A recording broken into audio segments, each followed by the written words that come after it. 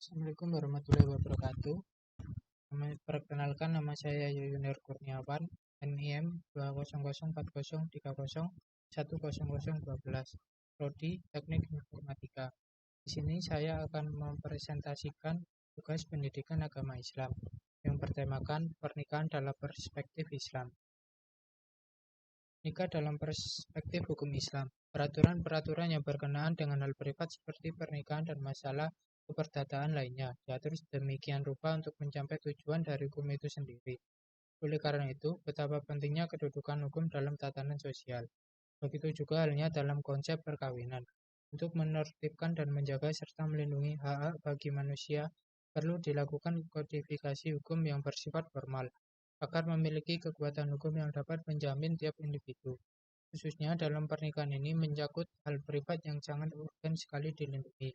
Hal ini dikarenakan oleh faktor-faktor yang timbul dari problematika keluarga, baik menyangkut perlindungan terhadap istri, suami, dan anak. Sistem perkawinan yang telah dibuat diharapkan mampu menjadikan hubungan antara laki-laki dan perempuan dalam penuh kehormatan dan saling meridhoi. Dalam perspektif hukum Islam, nikah atau kawin secara etimologi berarti kumpul atau bersatu, sedangkan secara terminologisnya istilah berarti ikatan yang menghalalkan hubungan laki-laki dan perempuan yang semula terlarang. Jika melihat kepada hakikat dari akad itu, bila dihubungkan dengan kehidupan suami istri yang berlaku sesudahnya, yaitu boleh bergaul, sedangkan sebelum akad tersebut berlangsung diantaranya keduanya tidak boleh bergaul. Yang dimaksud membolehkan hubungan kelamin itu, karena pada dasarnya hubungan laki-laki dan perempuan itu adalah terlarang, kecuali ada hal-hal yang membolehkan secara hukum syara. Di antara hal yang membolehkan bergaulnya laki-laki dan perempuan adalah adanya akad nikah di antara keduanya. Dengan demikian, akad nikah itu merupakan suatu usaha untuk membolehkan sesuatu yang asalnya tidak boleh. Pengertian tersebut tampaknya dibuat hanya untuk melihat dari satu segi saja, yaitu kebolehan hukum dalam hubungan antara seorang laki-laki dengan seorang perempuan, yang semula hukumnya dilarang menurut cara menjadi halal. Pernikahan dikatakan sah apabila terjadi antara seorang pria dan seorang wanita dengan terpenuhinya semua syarat dan rukunnya menyebabkan semua hubungan keduanya menjadi halal, bahkan berpahala. Yang sebelumnya hukumnya adalah haram dan berdosa. Maksud dari hubungan yang semula terlarang haram antara laki-laki dan perempuan itu adalah berduaan, bertatapan, bersentuhan, bermesraan, berkasih sayang, berhubungan badan, dan seterusnya. Perkawinan atau pernikahan dalam literatur fiqh berbahasa Arab disebut dengan dua kata, yaitu nikah dan zawaj. Kata nikah dalam Al-Quran dengan arti kawin terdapat dalam surat An-Nisa ayat 3. Kemudian kata zawaj dalam Al-Quran dalam arti kawin terdapat surat Al-Ahzab ayat 37. Ketentuan hukum pernikahan.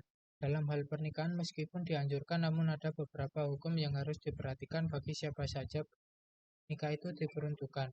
Pada dasarnya, nikah merupakan salah satu bentuk ibadah yang diperuntukkan kepada manusia tanpa terkecuali. Karena dengan menikah, manusia dapat menjaga diri dari hal-hal yang tidak disukai oleh Allah. Rasulullah telah mencontohkan bahwa pernikahan adalah suatu bentuk ibadah yang disyariatkan oleh Allah. Meskipun dalam beberapa ayat dan hadis dijelaskan bahwa anjuran untuk menikah, tetapi ketentuan ini tidak bisa diberlakukan semerta-merta tanpa melihat aspek-aspek yang lain. Ada beberapa hukum nikah yang telah dirumuskan oleh para ulama fiqh. Namun pada prinsipnya mayoritas ulama berpendapat bahwa hukum nikah adalah sunat. Dari ulama Zahiriyah menyatakan bahwa hukum nikah adalah wajib. Akad nikah dalam perspektif hukum Islam dan KHI. Berbicara tentang akad nikah dapat dilihat bahwa dalam UU Nomor 1 Tahun 1974 tentang perkawinan tidak menjelaskan tentang akad nikah. Ketentuan yang diatur dalam UU Nomor 1 Tahun 1947 hanya secara umum saja tidak menyangkut permasalahan hukum nikah secara substantif. Hal ini berbeda dengan KHI yang disebut sebagai fikih Indonesia yang mengatur perihal pernikahan secara spesifik. Dalam KHI dijelaskan pada ketentuan huruf C bahwa akad nikah ialah rangkaian ijab yang diucapkan oleh wali dan qabul yang diucapkan oleh mempelai pria atau wakilnya. disaksikan oleh dua orang saksi. Dari ketentuan umum tersebut telah mencakup dari aspek rukun nikah. Pasal 28 dalam KHI dinyatakan juga bahwa akad nikah dilaksanakan sendiri secara pribadi oleh wali nikah yang bersangkutan. Wali nikah mewakilkan kepada orang lain. Dalam konteks ini, jika wali nikah tidak mampu untuk menjadi wali dalam mengakadkan nikah, maka dapat diwakilkan kepada wali hakim. Bagaimana bunyi pasal 20 ayat 2 menyatakan bahwa wali nikah terdiri dari wali nasab dan wali hakim. Dalam KHI juga dijelaskan secara teknis bahwa yang mengucapkan kabul adalah calon mempelai pria sendiri. Namun, dalam hal-hal tertentu, ucapan kabul nikah dan dapat diwakilkan kepada pria lain. Dengan ketentuan calon mempelai pria memberi kuasa yang tegas secara tertulis bahwa penerimaan wakil atas akad nikah itu adalah untuk mempelai pria. Sekian dan terima kasih.